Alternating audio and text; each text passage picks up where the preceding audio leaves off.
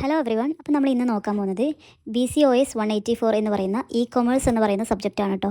ഈ ഒരു സബ്ജക്റ്റിലുള്ള മെയിനായിട്ടുള്ള ക്വസ്റ്റ്യൻസും അതിൻ്റെ ആൻസേഴ്സാണ് നമ്മൾ ഇന്ന് പറയാൻ പോകുന്നത് കേട്ടോ. അപ്പം ഈ ഒരു ക്വസ്റ്റ്യൻസും ആൻസേഴ്സൊക്കെ വെച്ചിട്ട് തന്നെ കുറഞ്ഞ രീതിയിലുള്ള മാർക്കൊക്കെ നിങ്ങൾക്ക് സ്കോർ ചെയ്യാൻ പറ്റും. അതുപോലെ തന്നെ മെയിനായിട്ടുള്ള ഇപ്പം ഈ ലാസ്റ്റ് നടന്ന എക്സാമിൻ്റെ 2-3 എക്സാമിൻ്റെ ക്വസ്റ്റ്യൻ പേപ്പേഴ്സിലുള്ള ക്വസ്റ്റ്യൻസാണ് കേട്ടോ ഞാനിതിൽ ഇൻക്ലൂഡ് ആക്കിയിട്ടുള്ളത്. പറ്റുകയാണെങ്കിൽ കുറച്ചും കൂടെ കൂടുതൽ ക്വസ്റ്റ്യൻസ് ഞാൻ ആഡ് ചെയ്തിട്ട് വീണ്ടും ഒരു വീഡിയോ ചെയ്യാം കേട്ടോ. സോ നമുക്ക് ആദ്യം തന്നെ ഈ ഒരു കൊമേഴ്സ് എന്താണെന്നുള്ളത് അറിഞ്ഞിരിക്കണം. എന്താണ് ഈ ഒരു കൊമേഴ്സ് എന്ന് പറയുന്നത്? ഇലക്ട്രോണിക് കൊമേഴ്സിനെയാണ് എന്ത് പറയുന്നത് കൊമേഴ്സ് എന്ന് പറയുന്നത്. നമ്മുടെ സാധനങ്ങൾ എന്താണ് ഓൺലൈനിലൂടെ വാങ്ങുകയും വിൽക്കുകയും ചെയ്യുന്നതിനെയാണ് എന്ത് പറയുന്നത് കൊമേഴ്സ് എന്ന് പറയുമ്പോൾ. അത്രയേ ഉള്ളൂ സംഭവം. നമ്മൾ ഓൺലൈനിലൂടെ സാധനങ്ങൾ വാങ്ങുകയും ചെയ്യുന്നുണ്ട്, അതുപോലെ തന്നെ വിൽക്കുകയും ചെയ്യുന്നുണ്ട്. ഇന്നത്തെ ഒരു തലമുറയ്ക്ക് അല്ലെങ്കിൽ ഇന്നത്തെ ഒരു ജനറേഷന് ഇതൊന്നും ഒരിക്കലും ഞാൻ പറഞ്ഞു തരേണ്ട ഒരു ആവശ്യമില്ല. കാരണം അവർ എല്ലാം ഇൻ്റർനെറ്റ് വഴി അല്ലെങ്കിൽ ഇൻ്റർനെറ്റ് ഇല്ലാതെ അവർക്ക് ജീവിക്കാൻ പറ്റില്ല എന്നുള്ള സാഹചര്യത്തിൽ ജീവിക്കുന്ന ആളുകളാണ്. അപ്പം എല്ലാം ആ ഒരു ഈ ഒരു കണക്ഷൻ വഴി ചെയ്യുന്ന ആളുകളാണ് എല്ലാം. അപ്പം അതുതന്നെയാണ് ഈ ഒരു കൊമേഴ്സ് എന്നതിൻ്റെ ഒരു മെയിനായിട്ടുള്ള ഒരർത്ഥം വരുന്നത്. അപ്പം അത് സംബന്ധിച്ച് ഈ സാധനങ്ങൾ വാങ്ങുകയും വിൽക്കുകയും അങ്ങനത്തെ സംഭവങ്ങൾ സംബന്ധിച്ച കാര്യങ്ങൾ മാത്രമാണ് നമുക്ക് ഈ ഒരു സബ്ജക്റ്റിൽ പഠിക്കാനുള്ളൂ കേട്ടോ. അതുപോലെ ഞാനിതിൽ ഈ ഒരു ക്വസ്റ്റ്യൻസിൽ ഞാൻ ഇതിൻ്റെ ടൈപ്സ് ഓഫ് കൊമേഴ്സ് ഞാൻ ഇട്ടിട്ടില്ല. സംഭവം ഞാൻ മറന്നു പോയതാണ്.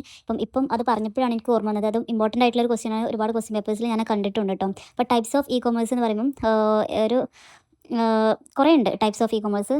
നമുക്കൊന്ന് ഡിസ്കസ് ചെയ്യാം. നമ്മളൊക്കെ ഓൺലൈനിലൂടെ സാധനം വാങ്ങുകയും വിൽക്കുകയും ഒക്കെ ചെയ്യുന്നവരാണല്ലോ. സോ ഇതിൽ തന്നെ ഒരുപാട് ട്രാൻസാക്ഷൻസ് നടക്കുന്നുണ്ട് എന്നുള്ളതാണ്. അതാണ് ഈ ഒരു ടൈപ്സ് ഓഫ് കൊമേഴ്സിൽ പറയുന്നത്. അതിൽ ഫസ്റ്റ് പറയുന്നത് B2B ട്രാൻസാക്ഷൻസ് അഥവാ ബിസിനസ് ടു ബിസിനസ് ട്രാൻസാക്ഷൻസ്. ഒരു ബിസിനസ് സ്ഥാപനം എന്താണ് മറ്റൊരു ബിസിനസ് സ്ഥാപനത്തിന് സാധനങ്ങൾ വിൽക്കുകയോ അല്ലെങ്കിൽ കൊടുക്കുകയോ ചെയ്യുന്നതിനാണ് എന്ത് പറയുന്നത് ബിസിനസ് ടു ബിസിനസ് ട്രാൻസാക്ഷൻ എന്ന് പറയുന്നത്. അല്ലെങ്കിൽ ഒരു എക്സാമ്പിൾ പറയുന്നത് ഒരു മാനുഫാക്ചർ എന്താണ് അവരുടെ സാധനങ്ങൾ ഒരു ഹോൾസെയിലർക്ക് കൊടുക്കുക. അത് എന്താണ് രണ്ടുപേരും എന്തിനു വേണ്ടിയിട്ടുള്ളതാണ് ബിസിനസ്സിൻ്റെ ആളുകളാണല്ലോ. അപ്പം അതിനെയാണ് B2B ട്രാൻസാക്ഷൻ എന്ന് പറയുന്നത്.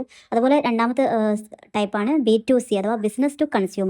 നമ്മുടെ ബിസിനസ്സിൻ്റെ ആളുകൾ നേരിട്ട് കൺസ്യൂമേഴ്സിലേക്ക് എത്തിക്കുന്നതിനെയാണ് എന്ത് പറയുന്നത് B2C ട്രാൻസാക്ഷൻസ് എന്ന് പറയുന്നത്. അപ്പം നമ്മൾക്ക് എപ്പോഴും ഉപയോഗിക്കുന്ന ആമസോൺ, ഫ്ലിപ്കാർട്ട്, മീഷോ തുടങ്ങിയിട്ടുള്ള സംഭവങ്ങൾക്ക് എന്താണ് അവർ ഉൽപ്പാദിപ്പിക്കുന്ന സാധനം എന്താണ് നേരിട്ട് നമ്മൾ കയ്യിലേക്ക് തരികയല്ലേ. അതിനാണ് B2C എന്ന് പറയുന്നത്. അതിന് മൂന്നാമത്തെ കാറ്റഗറിയാണ് C2C അഥവാ കസ്റ്റമേഴ്സ് ടു കസ്റ്റമേഴ്സ്. ഒരു കസ്റ്റമർ മറ്റൊരു കസ്റ്റമർക്ക് അത് വിൽക്കുക. ഇപ്പം നമ്മൾ എന്തെങ്കിലും സാധനങ്ങൾ നമ്മൾ സെക്കൻഡ് ഹാൻഡ് ആയിട്ട് കൊടുക്കാൻ വേണ്ടിയിട്ട് ഇപ്പം നമ്മൾ ഉപയോഗിച്ച സാധനങ്ങൾ വിൽക്കാൻ വേണ്ടിയിട്ട് നമ്മൾ OLX തുടങ്ങിയിട്ടുള്ള സംഭവങ്ങളിലൂടെ നമ്മൾ തന്നെ സാധനങ്ങൾ വിൽക്കൂലേ. അപ്പം അതിനെയാണ് C2C അഥവാ കൺസ്യൂമർ ടു കൺസ്യൂമർ ട്രാൻസാക്ഷൻസ് എന്ന് പറയുന്നത് കേട്ടോ.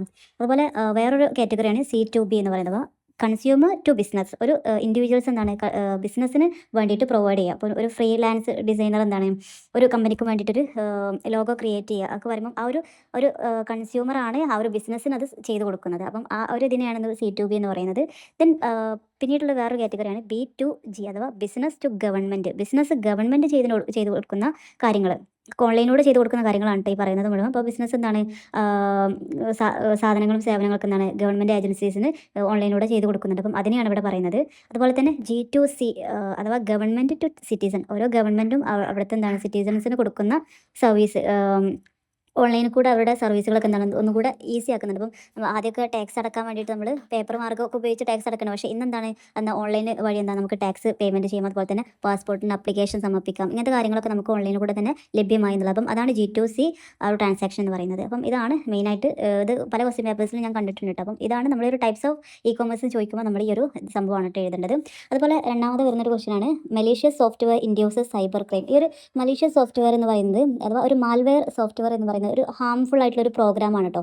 ഈ ഒരു ഹാംഫുൾ ആയിട്ടുള്ള ഒരു പ്രോഗ്രാം ഏതൊരു ഡിവൈസിൽ കയറ്റി കഴിഞ്ഞാലും അതിലുള്ള ഡാറ്റകൾ മുഴുവൻ ഡാമേജ് ആകും. ഇപ്പം നമ്മൾ വൈറസ് കയറുക എന്നൊക്കെ പറയില്ല. അപ്പോൾ വൈറസ് കയറി കഴിഞ്ഞാൽ എന്താ അത് ഫുള്ള് ഡാമേജ് ഇല്ലാതായി പോകില്ലേ. അപ്പം ആ ഒരു തരത്തിലുള്ള ഒരു സോഫ്റ്റ്വെയർ ആണ് ഈ ഒരു മാൽവെയർ. ഈ ഒരു പ്രോഗ്രാം മാൽവെയർ എന്ന് പറയുന്ന ഒരു പ്രോഗ്രാം എന്ന് പറയുന്നത്. അപ്പം ആ ഒരു സിസ്റ്റത്തിനെ തന്നെ മുഴുവൻ ഡാമേജ് ആക്കാനുള്ള ശക്തി ആർക്കുണ്ട് ഈ ഒരു ഹാംഫുൾ ആയിട്ടുള്ള ഈ പ്രോഗ്രാമിനുണ്ട് എന്നുള്ളത്. അപ്പം ഈ ഒരു മാൽവെയർ പ്രോഗ്രാം ഉപയോഗിച്ചിട്ടാണ് പല ഹാക്കേഴ്സ് അല്ലെങ്കിൽ സൈബർ ക്രിമിനൽസ് ഒക്കെ എന്താണ് പല ഡാറ്റകൾ മോഷ്ടിക്കാൻ വേണ്ടിയിട്ടും അല്ലെങ്കിൽ എന്താണ് പേഴ്സണൽ ഐഡൻറ്റിറ്റി വരെ മോഷ്ടിക്കാൻ വേണ്ടിയിട്ടൊക്കെ അവർ ശ്രമിക്കുക. അതുപോലെ തന്നെ ഫിനാൻഷ്യൽ തട്ടിപ്പുകളൊക്കെ ഒരുപാട് നടക്കുന്ന ഒരു കാലഘട്ടമാണ് ഈ ഒരു കാലഘട്ടം എന്ന് പറയുമ്പോൾ. ഇതിനൊക്കെ അവർ ഈ ഒരു സോഫ്റ്റ്വെയർ ഉപയോഗിച്ചിട്ടാണ് ചെയ്യാറുള്ളത് എന്നുള്ളത്. അപ്പം ഇതെന്താണ് ഒരു മേജറായിട്ടുള്ള ഒരു സൈബർ ക്രൈം ആക്ടിവിറ്റിയിൽ ഉൾപ്പെടുന്ന ഒരു സംഭവമാണ് ഈ ഒരു മലീഷ്യസ് സോഫ്റ്റ്വെയർ എന്ന് പറയുന്നത് കേട്ടോ.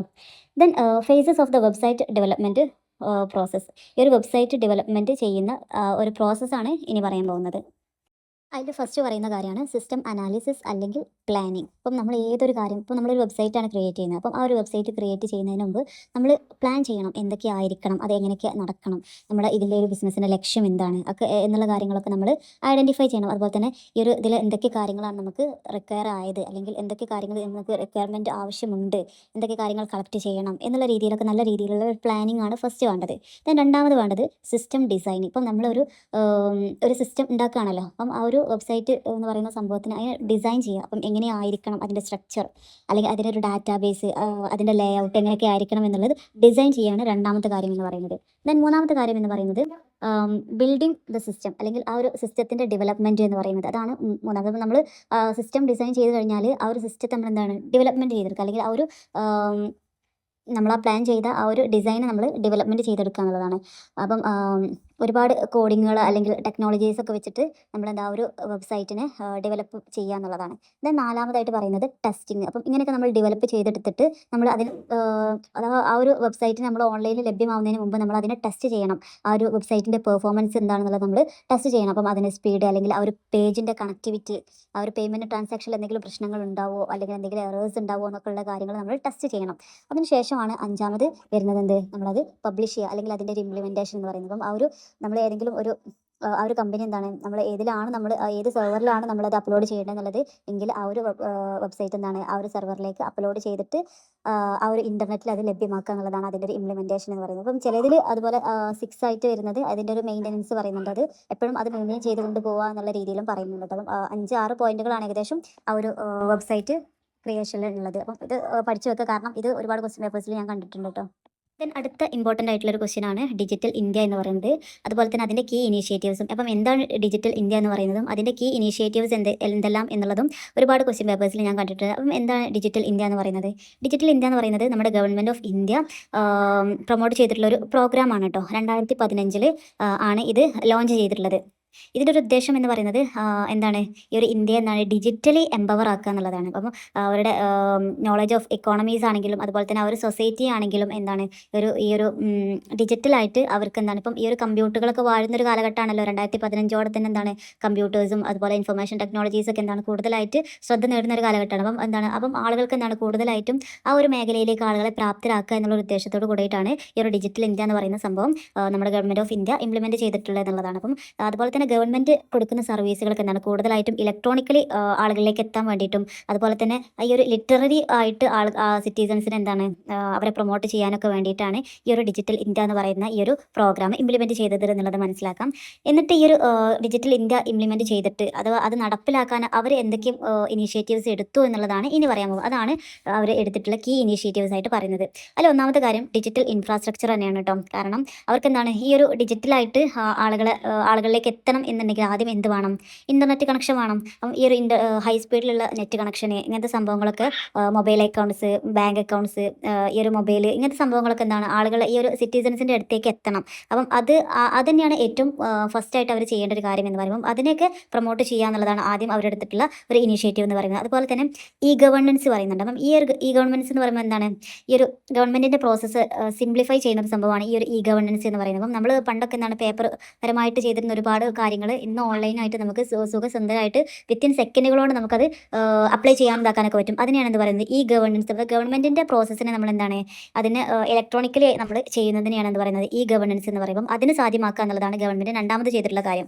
ദെൻ അതുപോലെ തന്നെ ഡിജിറ്റൽ പേയ്മെൻറ്റ്സ്. ഈ ഡിജിറ്റൽ പേയ്മെൻറ്റ്സിനെ കുറിച്ചിട്ടൊന്നും ഞാൻ പറയേണ്ട ഒരു കാര്യമില്ല. കാരണം ഇന്ന് ഗൂഗിൾ പേയോ അല്ലെങ്കിൽ UPI ഒന്നും ഇല്ലാത്ത ഫോണുകൾ പോലും ഉണ്ടാവില്ല. അപ്പം എല്ലാവരും എന്താണ് ഈ ഒരു ഗൂഗിൾ പേ ഉപയോഗിച്ചിട്ടാണ് ഇപ്പം ക്യാഷ് പേ ചെയ്യുന്നത്. അല്ലാതെ ആരും ഇപ്പം എന്താണ് ക്യാഷ് ഒന്നും ക്യാരി ചെയ്തിട്ട് നടക്കുന്നില്ല എന്നുള്ളതാണ്. അപ്പം ഈ ഒരു ക്യാഷ്ലെസ് ആയിട്ടുള്ള ട്രാൻസാക്ഷൻ ആണല്ലേ. അപ്പോൾ നമ്മുടെ ഈ ഒരു ഇതൊക്കെ അഥവാ UPI, നമ്മുടെ ഗൂഗിൾ പേ, ഫോൺ പേ തുടങ്ങിയിട്ടുള്ള സംഭവങ്ങൾ അതിനെയാണ് എന്ത് പറയുന്നത് ഡിജിറ്റൽ പേയ്മെൻറ്റ്സ് എന്ന് പറയുന്നത്. നമ്മൾ ഇലക്ട്രോണിക്കലി നമ്മുടെ ക്യാഷ് പേയ്മെൻറ്റ് ചെയ്യുക, അല്ലെങ്കിൽ ഇങ്ങോട്ട് കിട്ടുന്നതാവാം അങ്ങോട്ട് കൊടുക്കുന്നതാവാം, അതിനെയാണ് എന്ത് പറയുന്നത് ഡിജിറ്റൽ പേയ്മെൻറ്റ്സ് എന്ന് പറയുന്നത്. നാലാമത് പറയുന്നതാണ് ഡിജി ലോക്കർ എന്ന് പറയും. ഒരു ഓൺലൈൻ പ്ലാറ്റ്ഫോം ആകുമ്പോൾ നമുക്കറിയാം ഒരുപാട് ഫ്രോഡ് കാര്യങ്ങളൊക്കെ നമ്മൾ ഈ ഒരു ഓൺലൈൻ പ്ലാറ്റ്ഫോമിൽ വർക്ക് ചെയ്യുമ്പോൾ ഉണ്ടാകുന്ന സംഭവം. അപ്പം അതിൽ നിന്നൊക്കെ എന്താണ് തരണം ചെയ്യാൻ വേണ്ടിയിട്ട് നമ്മൾ ഒരു സെക്യൂർ ആയിട്ടുള്ള ഒരു സംഭവം വേണം. അതിനാണ് ഈ ഒരു ഡിജി ലോക്കർ എന്ന് പറയുമ്പോൾ. ഇതൊരു സ്ട്രോങ് ആയിട്ടുള്ള ഒരു പ്ലാറ്റ്ഫോമാണ് കേട്ടോ. നമ്മുടെ കാര്യങ്ങളൊക്കെ അവരെന്താണ് അത്രയും ക്ലിയർ നമ്മളെ ഡോക്യുമെൻറ്റ്സ് ഒക്കെ സേഫ് ആയിട്ട് നിൽക്കാൻ വേണ്ടിയിട്ട് ഉപയോഗിക്കുന്ന സംഭവമാണ് ഈ ഡിജി ലോക്കർ എന്ന് പറയുന്നത്. ദെൻ പിന്നീട് പറയുന്നതാണ് ഭാരത് നെറ്റ് എന്ന് പറയും. ഈ ഒരു ഭാരത് നെറ്റ് എന്ന് പറയുമ്പോൾ നമുക്കറിയാം റൂറൽ ഏരിയാസിലൊന്നും കൂടുതലായിട്ട് ഇൻ്റർനെറ്റ് കണക്ഷനൊന്നും അവൈലബിൾ ആയിരിക്കില്ല. അവർക്ക് ഹൈ സ്പീഡ് ആയിട്ടുള്ള നെറ്റ് കിട്ടാൻ വേണ്ടിയിട്ട് റൂറൽ ഏരിയാസിനെ കണക്ട് ചെയ്യാൻ ഉപയോഗിച്ചിരുന്ന ഒരു പ്രോഗ്രാമാണ് ഭാരത് നെറ്റ് എന്ന് പറയുന്നത് കേട്ടോ. അതുപോലെ തന്നെ കോമൺ സർവീസ് സെൻറ്റേഴ്സ് പറയുന്നുണ്ട്, CS അഥവാ ഇതും ഗവൺമെൻറ് സർവീസുകൾ എന്താണ് റൂറൽ ഏരിയകളിലേക്ക് ലഭ്യമാക്കാൻ വേണ്ടിയിട്ട് ഉള്ള ഒരു പ്രോഗ്രാമാണ്. അതുപോലെ തന്നെ സൈബർ സെക്യൂരിറ്റി മെഷേഴ്സ്. അപ്പം ഈ നമുക്കറിയാം ഓൺലൈനിൽ എന്താണ് ഇങ്ങനത്തെ ഒരുപാട് പ്രശ്നങ്ങളൊക്കെ നടക്കുമ്പം ഈ ഒരു സൈബറിനെ അതിനെ സ്ട്രെങ്ത്തും ഒരു ഓൺലൈൻ സെക്യൂരിറ്റിനെ സ്ട്രെങ്ത്തും ചെയ്യാന്നുള്ള ഒരു ഉദ്ദേശത്തോടെയാണ് ഒരു സൈബർ സെക്യൂരിറ്റി മെഷേഴ്സ് ഒക്കെ കൊണ്ടുവന്നിട്ടുള്ളത്. അതുപോലെ തന്നെ ഡിജിറ്റൽ ലിറ്ററസി പ്രോഗ്രാം. ഇതെന്താണ് ഈ ആളുകൾ എന്താണ് കൂടുതൽ ഈ ഒരു കമ്പ്യൂട്ടേഴ്സും മൊബൈൽ ഫോണും സാധനങ്ങൾ എങ്ങനെയൊക്കെ അതിൽ ബിസിനസ് ചെയ്യാം, അല്ലെങ്കിൽ അതിന് എങ്ങനെയൊക്കെ വരുമാനം ഉണ്ടാക്കാമെന്നും കൊടുക്കാമെന്നും വാങ്ങാമെന്നൊക്കെ ആളുകളെ പഠിപ്പിക്കുന്ന ഒരു ഇതാണ് ഡിജിറ്റൽ ലിറ്ററസി എന്ന് പറയുമ്പോൾ അതിന് ആളുകളെ പ്രാപ്തരാക്കുക എന്നുള്ളത്. അതുപോലെ തന്നെ സ്റ്റാർട്ടപ്പ് മിഷൻസ്, ഒരുപാട് സ്റ്റാർട്ടപ്പ് ഇന്ത്യ എന്ന് പറയുമ്പോൾ ഒരുപാട് ചെറിയ എന്താ പറയുക ചെറിയ ബിസിനസ്സുകാരുണ്ടാവില്ല, അപ്പം അവർക്ക് വേണ്ടിയിട്ടുള്ളൊരു ഉപകാരമായിട്ടാണ് സ്റ്റാർട്ടപ്പ് ഇന്ത്യ എന്ന് പറയുന്ന ഒരു സംഭവം കൊണ്ടുവന്നിട്ടുള്ളത്. അപ്പം ഇങ്ങനത്തെ സംഭവങ്ങളൊക്കെ ആണ് ഇതിൽ കൂടുതലായിട്ട് പറയുന്നത്. അതുപോലെ തന്നെ പറയുന്ന വേറെ കാരണം ഗവൺമെൻറ് മാർക്കറ്റ് പ്ലേസ് എന്ന് പറയുമ്പോൾ ഈ ഗവൺമെൻറ് മാർക്കറ്റ് പ്ലേസ് എന്ന് പറയുമ്പോൾ ഗവൺമെൻറ് ഡിപ്പാർട്ട്മെൻറ്റ്സ് സാധനങ്ങൾ വാങ്ങുന്ന ഒരു പ്ലാറ്റ്ഫോമിനെയാണ് എന്ന് പറയുന്നത് ഗവൺമെൻറ് മാർക്കറ്റ് എന്ന് പറയുമ്പോൾ. ഇതൊക്കെ എന്താണ് ആ ഒരു സൊസൈറ്റിയെ എന്താണ് കൂടുതലായിട്ടും ഒരു ഡിജിറ്റലി എംപവർ ആക്കാൻ വേണ്ടിയിട്ട് നമ്മുടെ ഗവൺമെൻറ് ഓഫ് ഇന്ത്യ എടുത്തിട്ടുള്ള പ്രോഗ്രാംസ് ആണ് അല്ലെങ്കിൽ ഇനിഷ്യേറ്റീവ്സ് ആണെന്നുള്ളത് നമുക്കിവിടെ പറയാൻ പറ്റും കേട്ടോ. അടുത്ത ക്വസ്റ്റ്യൻ ആണ് ഈ പേയ്മെൻറ്റ് ആൻഡ് കൺവെൻഷണൽ പേയ്മെൻറ്റ്. ഇപ്പം ഒരു ട്രഡീഷണൽ ആയിട്ടുള്ള നമ്മൾ ക്യാഷ് കൊടുക്കുന്ന സംവിധാനം അതാണെന്ന് പറയുന്നത് കൺവെൻഷണൽ പേയ്മെൻറ്റ് എന്ന് പറയുമ്പം ഈ പേയ്മെൻറ്റും അതുപോലെ തന്നെ നമ്മുടെ സാധാരണ കൊടുക്കുന്ന ഒരു ക്യാഷ് പേയ്മെൻറ്റും തമ്മിലുള്ള ഒരു വ്യത്യാസമാണ് അവിടെ ചോദിച്ചിട്ടുള്ളത്. നമുക്കൊക്കെ അറിയാം എന്താണ് ഈ പേയ്മെൻറ്റ് എന്ന് പറയുമ്പം ഇലക്ട്രോണിക്കലി കൊടുക്കുന്ന പേയ്മെൻ്റ് ആണ്. നമ്മുടെ മറ്റ് കൺവെൻഷണൽ പേയ്മെൻറ്റ് എന്ന് പറയുമ്പോൾ എന്താണ് നമ്മൾ ക്യാഷോ അല്ലെങ്കിൽ ചെക്കോ ആയിട്ട് കൊടുക്കുന്നതിനെയാണ് പറയുന്നത് കൺവെൻഷണൽ പേയ്മെൻറ്റ് എന്ന് പറയുന്നത്. അതുപോലെ തന്നെ ഈ പേയ്മെൻറ്റ് എന്ന് പറയുമ്പോൾ ഒന്നുകൂടെ ഫാസ്റ്റ് ആണ്, അതുപോലെ തന്നെ ഇൻസ്റ്റൻ്റ് ആണ്, നമുക്ക് എപ്പം വേണമെങ്കിലും അപ്പോൾ പെട്ടെന്ന് ചെയ്യാൻ പറ്റും. പക്ഷേ മറ്റേത് പറയുമ്പോൾ ഈ ചെക്കുകൾ കാര്യങ്ങളൊക്കെ ആകുമ്പോൾ ഒരുപാട് ടൈം എടുക്കും എന്നുള്ളതാണ്. അതുപോലെ തന്നെ ഈ പേയ്മെൻറ്റ് 24/7 നമുക്ക് എപ്പോഴും അവൈലബിൾ ആയിട്ടുള്ള സംഭവമാണ്. നമുക്ക് എപ്പം വേണമെങ്കിലും ചെയ്യും, ഏത് നട്ടപ്പാതിർക്ക് വേണമെങ്കിൽ ചെയ്യും. പക്ഷേ ഈ ഒരു അല്ലാത്ത പേയ്മെൻറ്റ് എന്ന് പറയുമ്പോൾ അതിന് കൃത്യമായിട്ടുള്ള ബിസിനസ് ഹവേഴ്സ് ഉണ്ടാകും, ആ ഒരു സമയത്ത് മാത്രമാണ് അത് ചെയ്യാൻ പറ്റുള്ളൂ. അതുപോലെ തന്നെ ഇനി ഈ പേയ്മെൻറ്റിൻ്റെ ഒരു നെഗറ്റീവ് സൈഡ് എന്ന് പറയുകയാണെങ്കിൽ എന്ത് വേണം, ഇൻ്റർനെറ്റ് വേണം, അല്ലാതെ എന്തെങ്കിലും നടക്കുമോ ഒന്നുമില്ല. അപ്പോൾ നമ്മൾ ഏതെങ്കിലും ഒരു ക്യാഷ് ഒന്നും ഇല്ലാതെ ഏതെങ്കിലും ഒരു റൂറൽ ആയിട്ടുള്ള ഒരു ഏരിയയിൽ നമ്മൾ ബന്ധപ്പെട്ടാൽ നമ്മൾ ചായം എന്തെങ്കിലും കുടിച്ച് കഴിഞ്ഞാൽ അവിടെ നെറ്റ്വർക്ക് കണക്ഷൻ ഇല്ലെങ്കിൽ നമുക്ക് അവിടെ ഗൂഗിൾ പേ ചെയ്യാൻ പറ്റുമോ ഇല്ല. അപ്പം എന്ത് വേണം, നമ്മുടെ കയ്യിൽ ക്യാഷ് തന്നെ വേണം. അപ്പോൾ ആ ഒരു പ്രശ്നം ആർക്കുണ്ട്, ഈ പേയ്മെൻറ്റിന് ഉള്ളത്. അപ്പം കൺവെൻഷണൽ പേയ്മെൻറ്റ് ആകുമ്പോൾ എന്താണ് നെറ്റ്വർക്കിൻ്റെ പ്രശ്നങ്ങളൊന്നും ഉണ്ടാവില്ല, നമ്മുടെ അടുത്ത് ക്യാഷ് ഉണ്ടെങ്കിൽ നമുക്ക് എപ്പോൾ വേണമെങ്കിലും അത് പേയ്മെൻറ്റ് ചെയ്യാം എന്നുള്ളതാണ്. ദെൻ പിന്നീട് നമ്മുടെ ക്വസ്റ്റ്യൻ എന്താണ്, ഈ റീറ്റെയിൽ മിക്സ് 7CS കുറിച്ചിട്ട് പറയുന്നുണ്ട്. എന്താണ് ഈ ഒരു 7CS ഓഫ് ഇ-കൊമേഴ്സ് എന്ന് പറയുന്നത്? ഈ 7CS ഓഫ് ഇ-കൊമേഴ്സ് എന്ന് പറയുന്നത് നമുക്കറിയാം ഇ-കൊമേഴ്സ് ഒരു ഫ്രെയിം വർക്കാണ്. നമ്മൾ നമ്മുടെ ഈ ഒരു വെബ്സൈറ്റ് അല്ലെങ്കിൽ ഇതിൻ്റെ ഒരു എന്താ പറയുക ഇ-കൊമേഴ്സ് വെബ്സൈറ്റ് നമുക്ക് അത് ഇവാലുവേറ്റ് ചെയ്യുന്ന ഒരു രീതി അല്ലെങ്കിൽ എത്രത്തോളം അത് എഫക്റ്റീവ് ആണെന്നുള്ളത് നമ്മൾ മനസ്സിലാക്കേണ്ടത് ഈ 7CS വെച്ചിട്ടാണെന്നുള്ളത്. അപ്പോൾ നമ്മുടെ ഒരു ഇ-കൊമേഴ്സ് വെബ്സൈറ്റ് എന്താണ് അത് ഭയങ്കര സക്സസ്ഫുൾ ആണ് അല്ലെങ്കിൽ അത് ഭയങ്കര അട്രാക്റ്റീവ് ആണ് അല്ലെങ്കിൽ സക്സസ്ഫുൾ ആണ് എന്നുള്ളത് മറ്റുള്ളവർ മനസ്സിലാക്കുക ഈ 7CS അതിലുണ്ടായിരിക്കണം എന്നുള്ളതാണ്. ഈ 7CS ഉണ്ടെങ്കിൽ മാത്രമാണ് അതൊരു സക്സസ്ഫുൾ ആയിട്ടുള്ള ഒരു വെബ്സൈറ്റ് ആയിട്ട് അത് മാറുള്ളൂ എന്നുള്ളത്. അപ്പം ഏതൊരു വെബ്സൈറ്റിന് വേണ്ടിയിട്ടുള്ള ഒരു 7 എസെൻഷ്യൽ എലമെൻറ്റ്സ് ആണ് ഈ 7CS എന്നതുകൊണ്ട് ഉദ്ദേശിക്കുന്നത് കേട്ടോ. അതിൽ 7 ഫുള്ള് സി കൊണ്ടുള്ള വേർഡുകളാണ് കേട്ടോ, അതുകൊണ്ടാണ് 7CS എന്നുകൊണ്ട് ഉദ്ദേശിക്കുന്നത്. അതിൽ ഈ കാര്യങ്ങൾ ഉണ്ടെങ്കിൽ മാത്രമാണ് ആ ഒരു വെബ്സൈറ്റ് എന്താണ് അത് സക്സസ്ഫുൾ ആയി എന്നുള്ളത് നമുക്ക് കണക്കാക്കാൻ പറ്റുള്ളൂ. അപ്പം ഇതെല്ലാം ഇതിൻ്റെ എസെൻഷ്യൽ ആയിട്ടുള്ള കാര്യങ്ങളാണെന്നുള്ളത്. അപ്പം ഇതൊക്കെ മിക്കവാറും എക്സാമിന് ചോദിക്കുന്ന കാര്യങ്ങളാണ്. അപ്പം ഈ ഒരു 7Cs എന്തൊക്കെയാണെന്നുള്ളത് ജസ്റ്റ് ഒന്ന് മനസ്സിലാക്കി പോകട്ടോ. പിന്നീട് അത് വിശകലനം ചെയ്യുന്നതും അതിനെ അനലൈസ് ചെയ്ത് എഴുതുന്നതൊക്കെ നമ്മുടെ കഴിവാണ്. പക്ഷെ നമ്മൾ ആ 7 സംഭവങ്ങൾ നമ്മൾ കറക്റ്റായിട്ട് അവിടെ എഴുതുക എന്നുള്ളതാണ് മെയിനായിട്ടുള്ള കാര്യം. സോ അതിൽ ഫസ്റ്റ് പറയുന്നതാണ് കോണ്ടെക്സ്റ്റ് എന്ന് പറയുന്നത്. അപ്പം ഒരു കോണ്ടെക്സ്റ്റ് എന്ന് പറയുമ്പം എന്താണ് നമ്മളൊരു വെബ്സൈറ്റ് യൂസ് ചെയ്യുമ്പം അതിൻ്റെ ഒരു ഡിസൈൻ അല്ലെങ്കിൽ അതിൻ്റെ ഒരു ലേ ഔട്ട് അത് എത്രത്തോളം ഉപയോഗിക്കാൻ ഈസിയാണ് എന്നുള്ളതൊക്കെ അനുസരിച്ചിട്ടായിരിക്കും അതിൻ്റെ ഒരു സക്സസ്ഫുൾ അല്ലെങ്കിൽ അതിൻ്റെ ഒരു എന്താ പറയുക ഒരു യൂസർ ഫ്രണ്ട്ലി കിടക്കുന്നത്. അത് നമുക്ക് ഉപയോഗിക്കാൻ എപ്പോഴും ഇത് ഈസി ആയിരിക്കണം, അതിൻ്റെ ലേ ഔട്ടും ഡിസൈനൊക്കെ എന്താണ് നല്ല നമുക്ക് എപ്പോഴും യൂസ്ഫുൾ ആവുന്ന രീതിയിലായിരിക്കണം എന്നുള്ളതാണ് അതിൽ കോണ്ടെക്സ്റ്റിൽ പറയുന്നത്. രണ്ടാമത് പറയുന്നത് കോണ്ടന്റ്. കോണ്ടന്റ് എന്ന് പറയുമ്പോൾ അതിലുള്ള ഇൻഫർമേഷൻസും അതുപോലെ തന്നെ ഇമേജും വീഡിയോസും നമുക്ക് ആ ഒരു പ്രൊഡക്റ്റിനെ കുറിച്ചിട്ടുള്ള എല്ലാ ഡിസ്ക്രിപ്ഷനും ഓപ്ഷനും ആ ഒരു വെബ്സൈറ്റിൽ അവൈലബിൾ ആയിരിക്കണം എന്നുള്ളത്. അപ്പോൾ നമ്മൾ എന്തെങ്കിലും ഒരു സാധനം സെർച്ച് ചെയ്യുകയാണെങ്കിൽ അതിനെക്കുറിച്ചിട്ടുള്ള എല്ലാ ഡീറ്റെയിൽസും ആ വെബ്സൈറ്റിൽ ഉണ്ടായിരിക്കണം എന്നുള്ളതാണ് രണ്ടാമത്. അതാണ് കണ്ടന്റിൽ പറയുന്നത്. then മൂന്നാമത് പറയുന്നതാണ് കമ്മ്യൂണിറ്റി എന്ന് പറയുന്നത്. അപ്പം ഇതിലെന്ന് പറയുമ്പോൾ ഈ ഒരു നമ്മൾ കസ്റ്റമേഴ്സിനൊക്കെ എല്ലാത്തിനും അലോ ചെയ്യണം. നമുക്ക് കസ്റ്റമേഴ്സായിട്ട് ഇൻട്രാക്ട് ചെയ്യാനുള്ള, അപ്പം അവർക്ക് അവരുടെ റിവ്യൂസ് ഇടാൻ പറ്റണം, റേറ്റിംഗ്സ് കൊടുക്കാൻ പറ്റണം. അതിനുള്ള ഒരു ഓപ്ഷൻ ഉണ്ടെങ്കിൽ മാത്രമാണ് അതെന്താണ് ഒരു സക്സസ്ഫുൾ ആയിട്ടുള്ള വെബ്സൈറ്റ് ആയിട്ട് കണക്കാക്കുള്ളൂ എന്നുള്ളതാണ് പറയുന്നത്.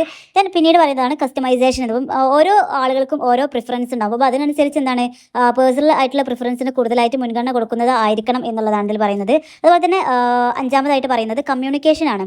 അപ്പോൾ ഇതിൽ ടു വേ കമ്മ്യൂണിക്കേഷൻ ഉണ്ടായിരിക്കണം എന്നുള്ളതാണ്. ഇപ്പം ഒരു ബിസിനസ്സിന് എന്താണ് അവർക്ക് നമ്മൾ ഇപ്പോൾ കസ്റ്റമേഴ്സാണ്, നമ്മൾ ഒരു ബിസിനസ് ഇതായിട്ട് നമ്മൾ അവരോട് സംസാരിക്കാൻ പറ്റണം, അല്ലെങ്കിൽ അവർ ചാറ്റ് ചെയ്യാൻ, അല്ലെങ്കിൽ ഇമെയിൽ അയക്കാനോ, അങ്ങനെ ഏതെങ്കിലും തരത്തിൽ അവരായിട്ട് നമുക്ക് കണക്റ്റ് അല്ലെങ്കിൽ ലിങ്ക് ഉണ്ടാക്കാൻ പറ്റണം എന്നുള്ളതാണ് പറയുന്നത്.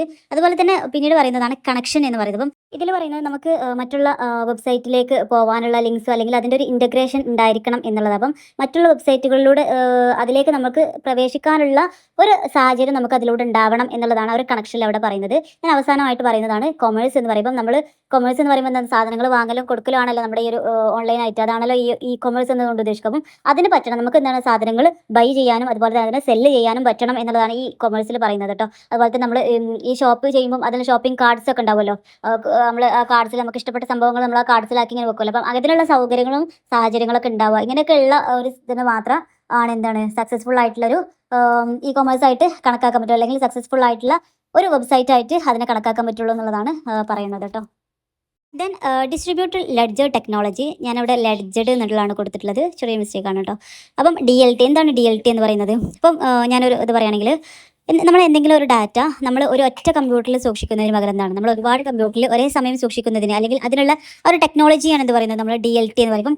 ഒരു സ്കൂളിലൊരു ഹാജർ, അതിൻ്റെ ഒരു നമ്മൾ അറ്റൻഡൻസിൻ്റെ ഒക്കെ രജിസ്ട്രേഷൻ എന്താണ്, അതിൻ്റെ ഒരു പകർപ്പ് എന്താണ് എല്ലാ അധ്യാപകരുടെയും കയ്യിലുണ്ടെന്ന് ജസ്റ്റ് വിചാരിക്കുക. അപ്പം ആ ഒരു ഇതിൽ എന്താണ് ആ അറ്റൻഡൻസിൽ എന്തെങ്കിലും മാറ്റം വരുത്തിയാൽ എന്താണ് അതെല്ലാവരെയും അത് അപ്ഡേഷൻ ആയിട്ട് വരും. അപ്പം ആ ഒരു അല്ലെങ്കിൽ ആ ഒരു ടെക്നോളജിയാണ് എന്ത് പറയുന്നത് ഡിസ്ട്രിബ്യൂട്ടഡ് ലെഡ്ജർ ടെക്നോളജി. അപ്പോൾ ഒരാളടുത്ത് മാത്രം സൂക്ഷിക്കാതെ ഒരേ സമയം അത് എല്ലാവരുടെ അടുത്തും എത്തുന്ന, അല്ലെങ്കിൽ എല്ലാവർക്കും ഒരുപോലെ സൂക്ഷിക്കാൻ പറ്റുന്ന ഒരു സംഭവമാണ് ഈ ഡിസ്ട്രിബ്യൂട്ടഡ് ലെഡ്ജർ ടെക്നോളജി എന്ന് പറയുമ്പോൾ. ഇത് നമുക്കറിയാം, ഇതിൻ്റെ ഒരു ഫീച്ചർ പറയുകയാണെങ്കിൽ ഇതെന്താണ് ഒരിക്കലും ഡീസെൻട്രലൈസ് അല്ല, ഒരിക്കലും ഒരു കേന്ദ്രമായിട്ടുള്ളൊരു നിയന്ത്രണം അതിനില്ല. അതുപോലെ തന്നെ അത് ഹൈലി സെക്യൂർ ആണ് എന്നുള്ളതും പറയുന്നത്. ഭയങ്കര ട്രാൻസ്പാരൻസി ഉണ്ട്. കാരണം നമുക്കൊരു ഇപ്പം ഒരു കമ്പനിയുടെ രേഖയൊക്കെ ഇതേപോലെ ആയിരിക്കും മിക്കവാറും, അത് എല്ലാവരുടെ അടുത്തും ഒരുപോലെ എല്ലാവരുടെ അടുത്തും സൂക്ഷിക്കാൻ പറ്റുന്ന സംഭവങ്ങളായിരിക്കും ഉണ്ടാവും. അപ്പം അതെന്താണ് ഒരു ട്രാൻസ്പാരൻസി ഉണ്ട് അവിടെ. സോ നമ്മൾ ഇനി അടുത്ത ടോപ്പിക്കിലേക്ക് പോവാണ്. Evolution of E commerce. ഈ ഒരു ഇ കൊമേഴ്സിൻ്റെ ഒരു പരിണാമം, അത് എവിടെ നിന്ന് തുടങ്ങി ഇപ്പം എവിടെ നിർത്തി നിൽക്കുന്നു എന്നുള്ളതിൻ്റെ ഒരു നാൾവഴികളാണ് നമുക്കിനി നോക്കാനുള്ളത്. അപ്പം ഇതിൻ്റെ ഒരു സ്റ്റാർട്ടിംഗ് പോയിന്റ് എന്ന് പറയുന്നത് 1960, 70 ഒരു കാലഘട്ടത്തിലാണ് കേട്ടോ. ആ ഒരു കാലഘട്ടത്തിൽ കമ്പനികൾ തമ്മിൽ എന്താണ് അങ്ങോട്ടും ഇങ്ങോട്ടും ഡാറ്റകൾ എക്സ്ചേഞ്ച് ചെയ്യാൻ വേണ്ടിയിട്ടായിരുന്നു ഈ ഒരു സംഭവം ആദ്യമായിട്ട് ഇത് ഉപയോഗിച്ചത്. EDI അഥവാ ഇലക്ട്രോണിക് ഡാറ്റ ഇൻ്റർചേഞ്ച്, EDI ആയിട്ട് 1960 മുതൽ 70 വരെയുള്ള കാലഘട്ടത്തിൽ. പക്ഷേ അത് കഴിഞ്ഞിട്ട് പിന്നെ ഇവിടുന്നാണ് ഇതിൻ്റെ ഒരു തുടക്കം, ഇ കൊമേഴ്സിൻ്റെ ഒരു തുടക്കമായിട്ട് ഇത് കണക്കാക്കപ്പെടുന്നത് കേട്ടോ. ഞാൻ പിന്നീട് 1980-കളിലേക്ക് എത്തിയപ്പോൾ എന്താണ് ഇലക്ട്രോണിക് ഫണ്ട് ട്രാൻസ്ഫർ ആയി. കാരണം ആദ്യം ഡാറ്റകൾ മാത്രം ട്രാൻസ്ഫർ ചെയ്തിരുന്നത്, പിന്നീട് എന്താണ് അതിൻ്റെ ഫണ്ടുകൾ ട്രാൻസ്ഫർ ചെയ്യാൻ തുടങ്ങി എന്നുള്ളത്. അപ്പം ബാങ്കുകൾ വഴി എന്താണ് ഇലക്ട്രോണിക് വഴി എന്താണ് പണം കൈമാറാൻ തുടങ്ങി എന്നുള്ളതാണ്. അപ്പം അതുപോലെ തന്നെ ഓൺലൈനായിട്ടുള്ള പേയ്മെൻറ്റ് സംവിധാനങ്ങളൊക്കെ ഇങ്ങനെ സ്റ്റാർട്ട് ചെയ്യാൻ തുടങ്ങി. പക്ഷേ ഇതിൻ്റെ ഒരു മെയിൻ ഒരു ടേണിംഗ് പോയിന്റ് എന്ന് പറയുന്നത് 1990-കളായിരുന്നുള്ളത്. അപ്പം നമുക്ക് ഈ ഒരു എന്താണ് ഈ ഒരു ഇവല്യൂഷൻ ചോദിക്കുകയാണെങ്കിൽ നമുക്ക് ശരിക്കും 1990 മുതലുള്ളത് എഴുതുന്നതായിരിക്കും കൂടുതലായിട്ട് ഉത്തമം. മറ്റത് എഴുതിക്കൂടാ എന്നല്ല, അത് എഴുതുന്നത് ഒരു പ്ലസ് പോയിന്റ് തന്നെയാണ്. പക്ഷേ അത് കിട്ടുന്നില്ലെങ്കിൽ നമ്മൾ എന്ത് ചെയ്യുക, ഈ ഒരു 1990 മുതൽ എങ്കിലും എഴുതാൻ വേണ്ടിയിട്ട് ശ്രദ്ധിക്കുക. ഈ ഒരു സമയമാകുമ്പോഴാണ് ശരിക്കും ഈ ഒരു ഇൻ്റർനെറ്റിൻ്റെ ഏറ്റവും ഒരു ടോപ്പായിട്ടുള്ളൊരു ഗ്രോത്ത് എന്ന് പറയുന്നത്. അപ്പം ഈ ഒരു സമയത്താണ് WWW അഥവാ വേൾഡ് വൈഡ് വെബ് എന്ന് പറയുന്ന ഈ ഒരു സംഭവം കൂടുതൽ പോപ്പുലർ ആയിട്ട് മാറിയത്. അപ്പം അതുപോലെ തന്നെ ഓൺലൈനായിട്ട് ഷോപ്പിംഗ് വെബ്സൈറ്റുകളൊക്കെ സ്റ്റാർട്ട് ചെയ്യാൻ തുടങ്ങുന്നത് ഈ 1990s-ലാണ് കേട്ടോ. ദെൻ 2000-ലേക്ക് വരുമ്പം എന്താണ് ഒന്നുകൂടെ മാർക്കറ്റ് പ്ലേസുകളൊക്കെ ഒന്നുകൂടെ ഓപ്പൺ ആയിരുന്നുള്ളത്. അപ്പം വലിയ ഇ കൊമേഴ്സ് ആയിട്ടുള്ള കമ്പനീസൊക്കെ വളരാൻ തുടങ്ങി. അതുപോലെ തന്നെ എന്താണ് ഭയങ്കര സെക്യൂർ ആയിട്ടുള്ള ഓൺലൈൻ പേയ്മെൻറ്റുകളൊക്കെ തന്നെ വ്യാപകമായിട്ട് ആളുകൾ ഉപയോഗിച്ച് തുടങ്ങി എന്നുള്ളതാണ് ഈ ഒരു 2000-ലേക്ക് എത്തിയപ്പോൾ. പക്ഷേ 2000 മുതൽ നമ്മൾ ഇന്ന് കാണുന്ന ഈ ഒരു 2026 വരെയുള്ളൊരു കാലഘട്ടത്തിലേക്ക് എത്തിയപ്പോഴേക്കും എന്തായി, സ്മാർട്ട് ഫോണുകളിലെ മൊബൈൽ ഫോണുകളാണ് അവിടേക്ക് ഇടം പിടിച്ച് മുന്നേറിക്കൊണ്ടിരിക്കുന്നത്. ഇപ്പം നമുക്ക് എന്താണ് സ്മാർട്ട് ഫോണുകൾ ഉപയോഗിച്ചിട്ട് എന്താണ് മൊബൈൽ ആപ്പുകളും അതുപോലെ തന്നെ ഷോപ്പിങ്ങുകൾ സംഭവങ്ങളൊക്കെ നമ്മൾ ചെയ്യുന്നുണ്ട്. അതുപോലെ തന്നെ ഡിജിറ്റൽ വാലറ്റുകൾ, ഗൂഗിൾ പേ, ഫോൺ പേ, Paytm തുടങ്ങിയിട്ടുള്ള ഇങ്ങനത്തെ സർവീസുകളും കൂടുതൽ വ്യാപകമായിട്ട് നമ്മൾ ഇപ്പം ഉപയോഗിക്കാൻ തുടങ്ങിയത്. അപ്പം ഇതൊക്കെ തന്നെ അന്ന് അവിടെ നിന്ന് തുടങ്ങിയിട്ടുള്ള സംഭവം ഇന്ന് ഇവിടെ വരെ എത്തി നിൽക്കുന്നു എന്നുള്ളതാണ്. ദെൻ പിന്നീട് വരുന്നതാണ് advantages and disadvantages of E commerce. Very important ആണ്. ഇതൊക്കെ നിങ്ങൾക്ക് അറിയുന്ന സംഭവങ്ങൾ തന്നെയാണ് ഇതിൽ പഠിക്കാനുള്ളത്. നമുക്ക് എന്തായാലും ഇതിനെ സംബന്ധിച്ച് അല്ലെങ്കിൽ ഇതിൻ്റെ ഉത്തരങ്ങളായിട്ട് വരുന്ന പല ക്വസ്റ്റ്യൻസും നമുക്ക് പ്രതീക്ഷിക്കാം എന്നുള്ളതാണ്. അപ്പോൾ നമ്മൾ ഈ ഇ കൊമേഴ്സിനെ കുറിച്ചിട്ടാണ് നമ്മൾ ചോദിക്കുന്നത് വെച്ചെങ്കിൽ നമുക്ക് അതിൻ്റെ ഡിസ്അഡ്വാൻറ്റേജും അതുപോലെ തന്നെ അഡ്വാൻറ്റേജസ് ഒക്കെ നമുക്ക് എഴുതാൻ പറ്റും എന്നുള്ളത്. അപ്പം എന്താണ് അതിൻ്റെ അഡ്വാൻറ്റേജസ് എന്നുള്ളത് നമുക്ക് ആദ്യം നോക്കാം. നമ്മൾ നേരത്തെ പറഞ്ഞ പോലെ 24/7 24 മണിക്കൂറും ഒരാഴ്ച മുഴുവനായിട്ട് അല്ലെങ്കിൽ എല്ലാ ദിവസവും നമുക്കത് അവൈലബിൾ ആണ് എന്നുള്ളതാണ്. അതുപോലെ തന്നെ ഈ ഒരു ഇ കൊമേഴ്സിന് എന്താണ് ഒരു ഗ്ലോബൽ ആയിട്ടുള്ള റീച്ച് ഉണ്ട്. നമുക്ക് ലോകത്തിൻ്റെ ഏത് കോണിൽ നിന്ന് നമുക്ക് ആ ഒരു സാധനം എന്ത് ചെയ്യാൻ പറ്റും, അവിടുന്ന് പർച്ചേസ് ചെയ്യാൻ പറ്റും എന്നുള്ളതാണ്. അതുപോലെ തന്നെ നമുക്ക് ലോവർ ഓപ്പറേറ്റിംഗ് കോസ്റ്റ്, നമുക്കൊരു നെറ്റ് ഉണ്ടെങ്കിൽ എന്താണ് നമുക്ക് ഇതൊക്കെ ഈസി ആയിട്ട് ചെയ്യാം. നമുക്ക് അങ്ങോട്ട് ട്രാവൽ ചെയ്ത് പോകേണ്ടെന്നൊരു ആവശ്യം അവിടെ നമുക്ക് വരുന്നില്ല എന്നുള്ളത്. അതുപോലെ ഭയങ്കര നമുക്ക് ഉപയോഗിക്കാൻ ഭയങ്കര കൺവീനിയൻ്റ് ആണെന്നുള്ളത്. അതുപോലെ പെട്ടെന്ന് ഫാസ്റ്ററാണ്. ഇങ്ങനത്തെ സംഭവങ്ങളൊക്കെ എന്താണ് നമുക്ക് ഫാസ്റ്റ് ആയിട്ട് ചെയ്യാൻ പറ്റും എന്നുള്ളതാണ്. അതുപോലെ തന്നെ ഒരു വൈഡർ ആയിട്ടുള്ള പ്രൊഡക്റ്റ് ചോയ്സ് നമുക്ക് ഫ്ലിപ്കാർട്ട് ആമസോണിലൊക്കെ കയറിയൊക്കെ നമുക്ക് അറിയാൻ പറ്റും. അതിൽ ഒരു പ്രൊഡക്റ്റ് തന്നെ പല കളറിൽ പല ഡിസൈനിലൊക്കെ വരുന്ന ഇഷ്ടം പോലെ പ്രൊഡക്റ്റിൻ്റെ ചോയ്സ് നമുക്ക് ഇഷ്ടപ്പെട്ട് സെലക്ട് ചെയ്യാനുള്ള ഒരു ഓപ്ഷൻ നമുക്ക് അതിലുണ്ട് എന്നുള്ളത്. അതുപോലെ തന്നെ ബെറ്റർ കസ്റ്റമർ സർവീസ് ഒന്നുകൂടെ ബെറ്റർ ആക്കാനുള്ള ഒരു ഓപ്ഷൻ അതിലുണ്ട്. അതുപോലെ തന്നെ നമുക്കറിയാം ഒരു പേഴ്സണലായിട്ടുള്ളൊരു പേഴ്സണലൈസേഷന് കൂടുതലായിട്ട് ഇമ്പോർട്ടൻസ് നമുക്ക് എന്താണോ ഇഷ്ടം, നമ്മുടെ പ്രിഫറൻസ് എന്താണോ അതിനനുസരിച്ചുള്ള സാധനങ്ങളൊക്കെ നമുക്ക് അതിൽ നിന്ന് സെലക്ട് ചെയ്തെടുക്കാം എന്ന് പറയുന്നുണ്ട്. അതുപോലെ തന്നെ റെക്കോർഡ് കീപ്പ് ചെയ്യാനൊക്കെ എന്താണ് ഭയങ്കര ഈസിയാണ്. അഥവാ നമ്മൾ ചെയ്യുകയൊക്കെ ചെയ്ത് കഴിഞ്ഞാൽ ഓൾറെഡി അതവിടെ ഫിക്സ്ഡ് ആയിട്ട് എന്താണ് അവിടെ റെക്കോർഡായി കിടക്കും എന്നുള്ളതാണ്. ദെൻ അതിൻ്റെ ഒരു ഡിസ്അഡ്വാൻറ്റേജസ് എന്ന് പറയുമ്പോൾ ഏതൊരു കാര്യത്തിനുണ്ടാവും നല്ല വശങ്ങളും അതുപോലെ തന്നെ ചീത്ത വശങ്ങളും ഉണ്ടാവും. ഇതിൻ്റെ ഒരു ചീത്ത വശങ്ങൾ എന്ന് പറയുമ്പം നമുക്കറിയാം ഇതൊരു ഓൺലൈൻ പ്ലാറ്റ്ഫോമാണ്. കാരണം ഇത് എന്ത് തരത്തിലുള്ള ഹാക്കിങ്ങും കാര്യങ്ങളും പല പ്രശ്നങ്ങളും ഇതിന് വരാം. അപ്പോൾ ഒരു സെക്യൂരിറ്റി റിസ്ക് ശരിക്കും അതിനുണ്ട് എന്നുള്ളതാണ്.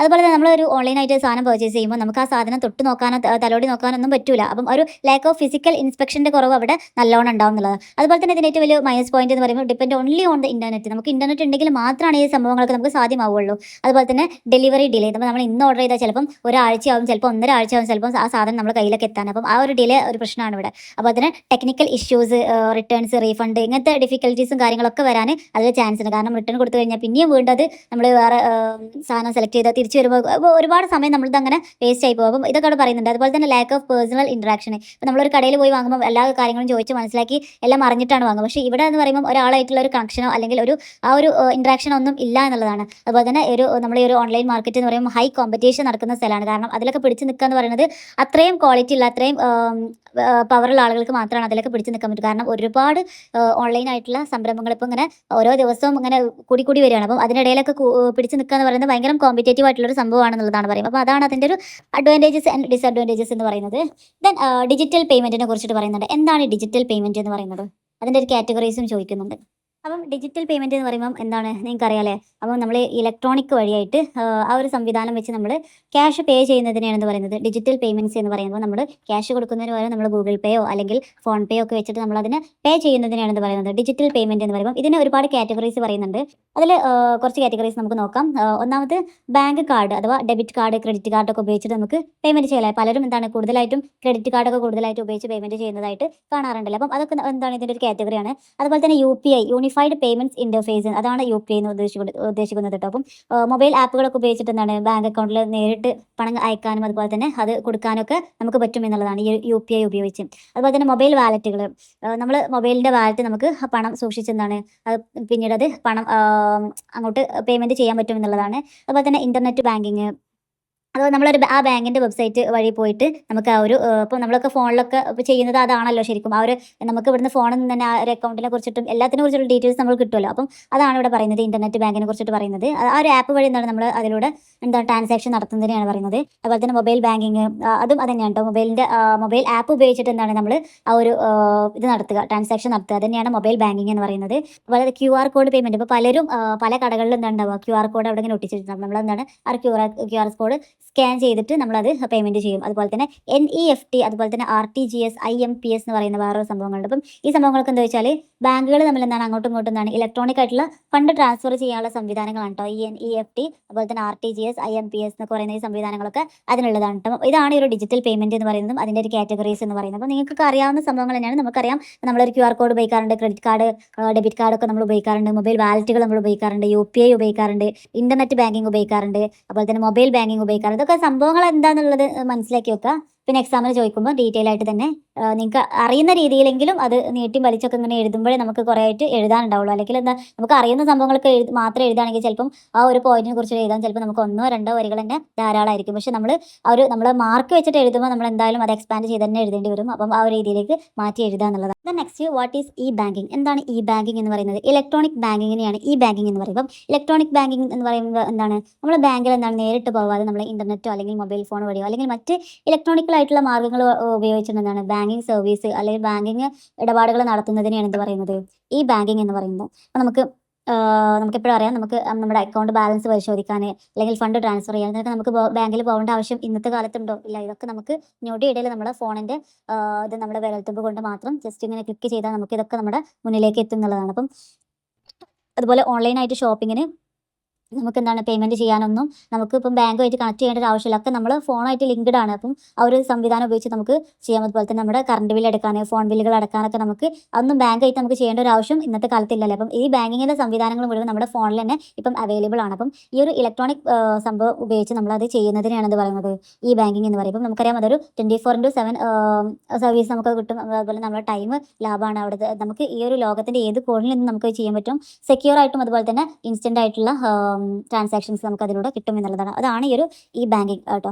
ദെൻ പിന്നീട് പറയുന്നത് HTTP, ദെൻ HTTPS എന്ന് പറയുന്ന സംഭവങ്ങൾ. ഇതിൽ HTTP എന്ന് പറയുമ്പം എന്താണ്, ഹൈപ്പർ ടെക്സ്റ്റ് ട്രാൻസ്ഫർ പ്രോട്ടോകോൾ എന്നുള്ളതാണ് അതിൻ്റെ ഒരു പേര്. അത് HTTPS എന്നാവുമ്പം എന്തോരും, hyper text transfer protocol secure എന്നുള്ളത്. അപ്പം ആദ്യത്തെ HTTP എന്താണ്, അത് ഒട്ടും സെക്യൂർ അല്ലാത്ത ഒരു സംഭവമാണെങ്കിൽ HTTPS വരുമ്പം അതിൻ്റെ ലാസ്റ്റ് ഒരു സെക്യൂറും കൂടെ വരുമ്പോൾ എന്താണ്, ഒന്നുകൂടെ നമുക്ക് ഉപയോഗിക്കാൻ ഒന്നുകൂടെ എന്താണ് സെക്യൂർ ആണെന്നുള്ളതാണ്. അത് രണ്ടും തമ്മിലുള്ള വ്യത്യാസം. അപ്പം എന്താണ് ഈ ഒരു HTTP എന്ന് പറയുന്നത്, നമ്മൾ ഉപയോഗിക്കുന്ന വെബ് ബ്രൗസറും അതുപോലെ തന്നെ വെബ് സെർവറും തമ്മിൽ അങ്ങോട്ടും ഇങ്ങോട്ടും ഇൻഫർമേഷൻ കൈമാറാൻ ഉപയോഗിക്കുന്ന ഒരു പ്രോട്ടോക്കോളാണ് ഈ HTTP എന്ന് പറയുന്ന സംഭവം. അപ്പം നമുക്ക് എന്തെങ്കിലും സംഭവം ആവശ്യമുണ്ടെങ്കിൽ നമ്മുടെ വെബ് ബ്രൗസറിൽ നമ്മൾ ടൈപ്പ് ചെയ്യും. അത് നമുക്ക് വേണ്ട വിവരങ്ങൾ തരുന്നത് ആരാണ്, ഈ വെബ് സെർവറാണ് നമുക്കത് തരിക. അപ്പം ആ ഒരു നമ്മളിവിടെ സംഭവം ചെയ്യുന്നതൊക്കെ എന്താണ്, അത് അവിടുന്ന് ഇങ്ങോട്ട് തരുന്നത്. അപ്പം ഈ നമ്മൾ എന്തൊക്കെ ചോദിച്ചു എന്നുള്ളത് നമ്മൾ എന്തൊക്കെയാണ്, അപ്പം നമ്മൾ വിവരം അങ്ങോട്ട് കൈമാറുമ്പം അതിലൊരു സുരക്ഷിതത്വമില്ല. പക്ഷേ ഇവിടുന്ന് നമ്മൾ അങ്ങോട്ട് കൊടുക്കുന്ന ഈ ഒരു സംഭവം അത് ഭയങ്കര സുരക്ഷിതത്തോട് കൂടെ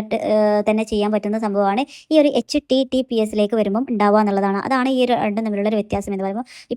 ഇപ്പോഴത്തെ കാലത്ത് എല്ലാവരും HTTPS ആണ് ഉപയോഗിക്കുക. കാരണം നമ്മുടെ ബിസിനസ്സിനായാലും നമ്മുടെ ബാങ്കിങ് ഇതിനൊക്കെയായാലും എല്ലാത്തിനും ഒരു സെക്യൂർ ആയിട്ടുള്ള സംഭവം എന്ന് പറയുന്നത് HTTPS. അപ്പോൾ നമ്മൾ സെർച്ച് ചെയ്യുമ്പോൾ തന്നെ HTTPS എന്നുള്ളത് മുന്നിലേക്ക് വരില്ലേ. ഒരു ഡാറ്റ എൻക്രിപ്റ്റ് ചെയ്യുന്നുണ്ട് എന്നുള്ളതാണ് അതിൻ്റെ ഏറ്റവും ഒരു ഹൈലൈറ്റ് എന്ന് പറയുക. അതുപോലെ തന്നെ കൂടുതലായിട്ട് നമുക്ക് സെക്യൂർ തരുന്നുണ്ട് ഈ HTTPS. നമുക്ക് കൂടുതലായിട്ട് സെക്യൂർ തരുന്നുണ്ട്. നമ്മളറിയാം ബാങ്കിങ്, ഇ കൊമേഴ്സ് വെബ്സൈറ്റുകളൊക്കെ കൂടുതലായിട്ട് നമ്മൾ ഉപയോഗിക്കുന്നതും ഈ ഒരു HTTPS എന്ന് പറയുന്ന സംഭവമാണ് കേട്ടോ. അതുപോലെ ഇതിൻ്റെ തമ്മിലുള്ള വ്യത്യാസം പറയുമ്പോൾ HTTPക്ക് എന്താണ് സെക്യൂർ കുറവാണ്, മറ്റെന്താണ് സെക്യൂർ കൂടുതലാണ്. അതുപോലെ തന്നെ HTTP എന്താണ് ഡാറ്റ എൻക്രിപ്റ്റ് ചെയ്യുന്നില്ല കേട്ടോ. മറ്റേ ആളാണെങ്കിൽ ഡാറ്റ എൻക്രിപ്റ്റ് ചെയ്യും എന്നുള്ളത്. അതുപോലെ HTTPS എന്താണ് ഭയങ്കര സെൻസിറ്റീവ് ആയിട്ടുള്ള ഇൻഫർമേഷൻ കിട്ടാനൊന്നും ഒട്ടും യോജ്യമല്ലാത്ത അല്ലെങ്കിൽ ഒട്ടും അനുയോജ്യമല്ലാത്ത സംഭവമാണ് HTTP എങ്കിൽ എന്താണ് HTTPSലേക്ക് വരുമ്പം നമ്മുടെ പാസ്വേഡ് അതുപോലെ തന്നെ ബാങ്കിങ് വിവരങ്ങളൊക്കെ തുടങ്ങിയവർക്ക് കൂടുതലായിട്ട് നമ്മൾ എപ്പോഴും പോലെ എങ്ങോട്ടാണ്, ഈ ഒരു HTTPSലേക്കാണ്. കാരണം അത്രയും സെക്യൂർ ആണ്. അവിടെ നമ്മുടെ വിവരങ്ങളൊന്നും മറ്റുള്ളവർക്ക് ചോർത്തി കൊടുക്കൂല ഈ ഒരു HTTPS. അത് അത്രയും സെക്യൂർ ആയിട്ടുള്ള സംഭവമാണെന്നുള്ളതാണ്. അത് മാത്രം മനസ്സിലാക്കി വെക്കട്ടെ. അപ്പം അത് രണ്ട് തമ്മിലുള്ള വ്യത്യാസമാണ് ഇവിടെ പറഞ്ഞിട്ടുള്ളത്. പിന്നെ അടുത്തതായിട്ട് website hosting and types of website hosting കേട്ടോ. അപ്പം എന്താണ് വെബ്സൈറ്റ് ഹോസ്റ്റിംഗ് എന്ന് പറയുന്നത്? ഒരു വെബ്സൈറ്റ് ഹോസ്റ്റിംഗ് എന്ന് പറയുന്നത് എന്താണ്, ഒരു വെബ്സൈറ്റിൻ്റെ ഫയലുകളും അതുപോലെ തന്നെ ഡാറ്റകളൊക്കെ ഒരു പ്രത്യേക സെർവറിലായിരിക്കും സൂക്ഷിച്ച് വെക്കുക. അപ്പം ഇതിന് എന്താണ് ഇൻ്റർനെറ്റ് വഴി എല്ലാവർക്കും ഈ ഒരു സർവീസ് ലഭ്യമാവുകയും ചെയ്യും. അപ്പം അതിനെയാണ് എന്ത് പറയുന്നത്, വെബ്സൈറ്റ് ഹോസ്റ്റിംഗ്. ഒന്നും കൂടി സിമ്പിളായിട്ട് പറയുകയാണെങ്കിൽ ഒരു വെബ്സൈറ്റ് പ്രവർത്തിക്കാൻ എന്താണ് അതിൻ്റെ ഫയലുകളും കാര്യങ്ങളൊക്കെ സൂക്ഷിച്ച് വെക്കാൻ ഒരു പ്ലേസ് വേണം, ഒരു പ്രത്യേകമായിട്ടുള്ള സ്ഥലം വേണം. അപ്പം ആ ഒരു സ്ഥലം നൽകുന്ന അല്ലെങ്കിൽ ആ സ്ഥലം നൽകുന്ന ഒരു സർവീസാണ് എന്ന് പറയുന്നത് വെബ്സൈറ്റ് ഹോസ്റ്റിംഗ് എന്ന്. ആ ഒരു വെബ്സൈറ്റിന് അതിൻ്റെ ഡാറ്റകളും അതുപോലെ ഫയലുകളൊക്കെ സൂക്ഷിച്ച് നൽകാൻ വേണ്ടിയിട്ട് അത് കൊടുക്കുന്ന സ്ഥലമാണ് അല്ലെങ്കിൽ അത് നൽകുന്ന സേവനമാണ് വെബ്സൈറ്റ് ഹോസ്റ്റിംഗ്. അപ്പം എല്ലാ വെബ്സൈറ്റിനും ഒരു വെബ്സൈറ്റ് ഹോസ്റ്റിംഗ് വേണം. കാരണം അതിൻ്റെ ഫയലുകളും അതുപോലെ തന്നെ അതിൻ്റെ ഡാറ്റകളൊക്കെ സൂക്ഷിച്ച് വെക്കാൻ ഒരു വെബ്സൈറ്റ് ഹോസ്റ്റിംഗ് എന്ന് പറയുന്നത് നിർബന്ധമാണ്. അപ്പം അതാണ് ഇവിടെ ഒരു വെബ്സൈറ്റ് ഹോസ്റ്റിംഗ് എന്നതുകൊണ്ട് ഉദ്ദേശിക്കുന്നത്. ഇനിയും ഇതിലും സിമ്പിളായിട്ട് ഞാൻ എങ്ങനെയാണ് പറയാൻ എനിക്കറിയില്ല. ഒരു വെബ്സൈറ്റ് പ്രവർത്തിക്കാൻ എന്താണ് അതിന് ഓരോ ഫയലുകളും സൂക്ഷിക്കാൻ എന്താണ് ഒരു പ്രത്യേകമായിട്ടുള്ളൊരു സ്ഥലം വേണം. ആ സ്ഥലം നൽകൽ ആരാണ്, ഈ ഒരു വെബ്സൈറ്റ് ഹോസ്റ്റിംഗ് ആണ് അവർക്ക് ആ സ്ഥലം നൽകിയത്. വെബ്സൈറ്റിന് വേണ്ട സ്ഥലം നൽകുന്നതാണ് വെബ്സൈറ്റ് ഹോസ്റ്റിംഗ് എന്ന് പറയുന്നത്. മനസ്സിലായല്ലോ. ഇതിൽ തന്നെ ടൈപ്സ് ഓഫ് വെബ്സൈറ്റ് ഹോസ്റ്റിംഗ് പറയുന്നുണ്ട്. പലതരത്തിലുള്ള വെബ്സൈറ്റ് ഹോസ്റ്റിംഗ് പറയുന്നുണ്ട്. അഥവാ അതിൽ ഒന്നാമത്തെ പറയുന്നത് ഷെയർഡ് ഹോസ്റ്റിംഗ് പറയുമ്പോൾ, ഒരു ഷെയർഡ് ഹോസ്റ്റിംഗ് പറയുമ്പം ഒരു സെർവർ എന്താണ് ഒരുപാട് വെബ്സൈറ്റുകൾ ഷെയർ ചെയ്ത് ഉപയോഗിക്കുന്നത്. അതിനെയാണ് ഷെയർഡ് ഹോസ്റ്റിംഗ് എന്ന് പറയുമ്പോൾ. നമ്മൾ പറയാം വെബ്സൈറ്റ് എന്ന് പറയുമ്പോൾ നമ്മൾ എന്താണ് കൈപ്പിടിയിൽ ഒതുങ്ങുന്ന സംഭവം. നമ്മളിവിടെ ഇങ്ങനെ സെർച്ച് ചെയ്യുന്ന സംഭവമാണ് വെബ്സൈറ്റ് എന്നുള്ളത് സങ്കല്പിക്കുക. ഈ സെർവർ എന്ന് പറയുമ്പോൾ നമുക്ക് സെർച്ച് ചെയ്യുന്ന സംഭവം തരുന്ന ആളാണ് സെർവർ എന്നുള്ളത് സങ്കല്പിക്കുക. അപ്പം ഈ ഒരു ഒറ്റ സെർവറിൻ്റെ കീഴിൽ ഒരുപാട് വെബ്സൈറ്റുകൾ വർക്ക് ചെയ്യുന്നതാണ് എന്ത് പറയുന്നത് ഈ ഷെയർഡ് ഹോസ്റ്റിംഗ്. അപ്പം ഇതൊരു ചിലവ് കുറഞ്ഞ സംഭവം. ഒരു സെർവറിൻ്റെ കീഴിൽ തന്നെ പല വെബ്സൈറ്റുകളും വർക്ക്. ഇപ്പോൾ ചെറിയ ചെറിയ എന്താണ് പറയുക ചെറിയ ചെറിയ ബിസിനസ്സുകാരുണ്ടല്ലോ അവർക്കൊക്കെ ഏറ്റവും അനുയോജ്യമായിട്ടുള്ള സംഭവമാണ് ഈ ഷെയർഡ് ഹോസ്റ്റിംഗ്. വലിയ ചിലവുണ്ടാവില്ല. ഒരൊറ്റ സെർവറിൻ്റെ കീഴിൽ ഒരൊറ്റ വെബ്സൈറ്റ് മാത്രം വരുന്ന വലിയ വലിയ കമ്പനികളൊക്കെ ഉണ്ടാവും. അപ്പം അവർക്ക് എന്ന് പറയുമ്പോൾ അവരുടെ കാര്യങ്ങൾ മാത്രമായിരിക്കും ആ സെർവറിൻ്റെ കീഴിൽ നോക്കുക എന്നുള്ളതാണ്.